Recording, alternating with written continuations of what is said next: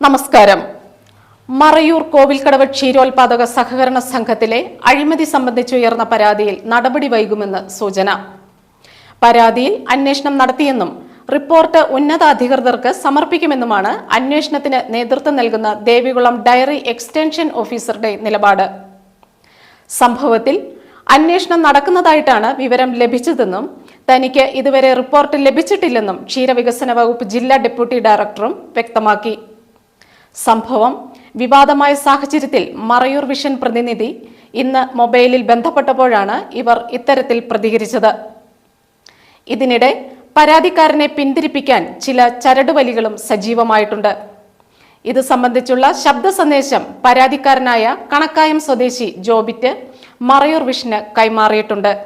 സംഘാംഗമായ കണക്കായം സ്വദേശി ജോബിറ്റ് നൽകിയ പരാതിയിൽ ഡയറി എക്സ്റ്റൻഷൻ ഓഫീസർ നേരിട്ടെത്തി കഴിഞ്ഞ ദിവസം സെക്രട്ടറിയുടെ സാന്നിധ്യത്തിൽ തെളിവെടുത്തിരുന്നു. തെളിവെടുപ്പിൻ്റെ വീഡിയോ സാമൂഹിക മാധ്യമങ്ങൾ വഴി പുറത്തു വന്നതോടെ സംഭവം ചൂടേറിയ ചർച്ചകൾക്കും വഴി തുറന്നിരുന്നു. പല വിധത്തിൽ നടന്നുവരുന്ന സാമ്പത്തിക അഴിമതികളെക്കുറിച്ചും കന്നുകാലിവളർത്തൽ ഉപേക്ഷിച്ചവർ ആനുകൂല്യങ്ങൾ കൈപ്പറ്റുന്നത് സംബന്ധിച്ചും മീറ്റർ റീഡിങ്ങിനായി എടുക്കുന്ന പാൽ സംഘാംഗമായ പ്രകാശ് സംഘത്തിൽ അളക്കുന്നതായി രേഖപ്പെടുത്തുന്നത് സംബന്ധിച്ചും മറ്റുമാണ് ജോബിറ്റ് പരാതിപ്പെട്ടിട്ടുള്ളത്. ഇത് സംബന്ധിച്ച് ജോബിറ്റിൻ്റെ പ്രതികരണം ഇങ്ങനെ. ഞാൻ ദേവികുളം താലൂക്കിൽ കാന്തല്ലൂർ പഞ്ചായത്തിൽ പൈസനാർ ഭാഗത്ത് താമസിക്കുന്ന ജോബിറ്റ് ജോണി എന്നൊരു ക്ഷീരകർഷകനാണ്. കോവിൽക്കടവ് സ്ഥിതി ചെയ്യുന്ന മിൽമയുടെ അപ്കോസ് സംഘത്തിൽ അതിൻ്റെ തുടക്ക കാലയളവ് മുതൽ പാലളക്കുന്ന ഒരു വ്യക്തിയും അവിടുത്തെ സ്ഥിരം ഒരു കർഷകനും കൂടിയാണ്. മിൽമയുടെ കഴിഞ്ഞ കാലങ്ങളായി നടന്നു വന്നുകൊണ്ടിരുന്ന സാമ്പത്തിക തട്ടിപ്പുകളെക്കുറിച്ചും ക്ഷീരകർഷകൻ എന്ന നിലയ്ക്ക് വ്യാജേന പൂർണ്ണമായും കന്നുകാലി വളർത്ത് നിർത്തിയിട്ട് സംഘത്തിൽ ബോർഡ് അംഗങ്ങളായി തുടരുന്ന 3 വ്യക്തികളെക്കുറിച്ചും ഫെബ്രുവരി 27 ബഹുമാനപ്പെട്ട ഇടുക്കി ജില്ലാ ഡെപ്യൂട്ടി ഡയറക്ടർ കോവിൽക്കടവ് ക്ഷീരസ്ഥാനം സന്ദർശിച്ച വേളയിൽ ആ മേഡത്തിൻ്റെ മുൻപാകെ ഞാൻ നേരിട്ട് പരാതി സമർപ്പിക്കുകയും 19 ലക്ഷം രൂപയ്ക്ക് മേൽ ഈ സംഘത്തിൽ സാമ്പത്തിക അഴിമതി നടന്നതായി ആരോപിക്കുകയും ചെയ്തിരുന്നു.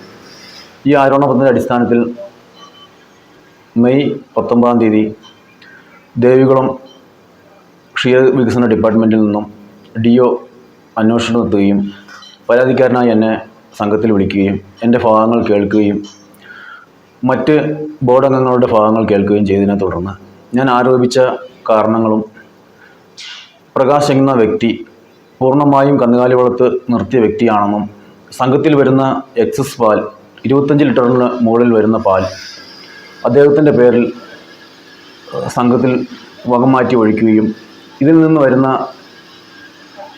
ലാഭവിഹിതം സംഘത്തിൻ്റെ അഴിമതി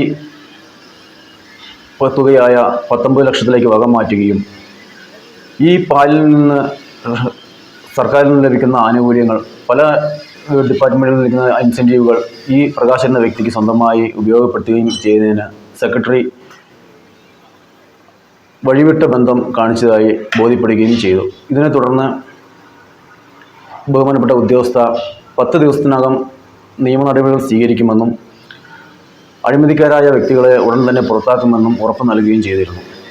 നാളെ ഇതുവരെയായിട്ടും 1 മാസ കാലയളവ് കഴിഞ്ഞിട്ടും യാതൊരു നടപടികളും സ്വീകരിക്കാതെ ഒരു വൻ അനാസ്ഥ കാണിച്ചുകൊണ്ടിരിക്കുകയാണ്.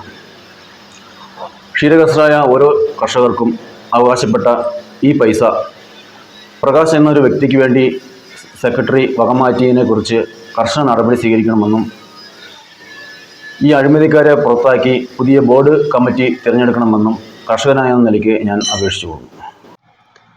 2026 ഫെബ്രുവരി 27 ക്ഷീരവികസന വകുപ്പ് ഡെപ്യൂട്ടി ഡയറക്ടർ ബെറ്റി ജോഷുവ സംഘത്തിൽ പരിശോധനയ്ക്കെത്തിയപ്പോഴാണ് ജോബിറ്റ് ഇക്കാര്യത്തിൽ രേഖാമൂലം പരാതി നൽകിയത്.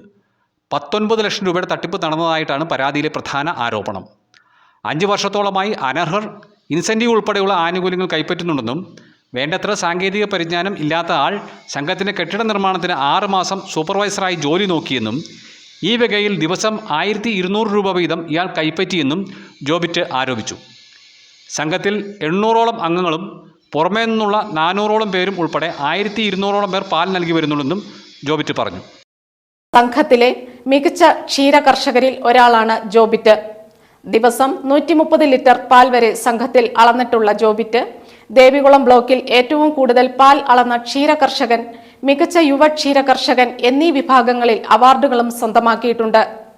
അഴിമതി ആരോപണത്തിൽ ഉത്തരവാദിത്തപ്പെട്ട ഉദ്യോഗസ്ഥർ അന്വേഷണം നടത്തുന്നുണ്ടെന്നും റിപ്പോർട്ട് ലഭിക്കുന്ന മുറയ്ക്ക് തുടർ നടപടികളുമായി മുന്നോട്ടു പോകുമെന്നും സംഘം പ്രസിഡന്റ് അറിയിച്ചു.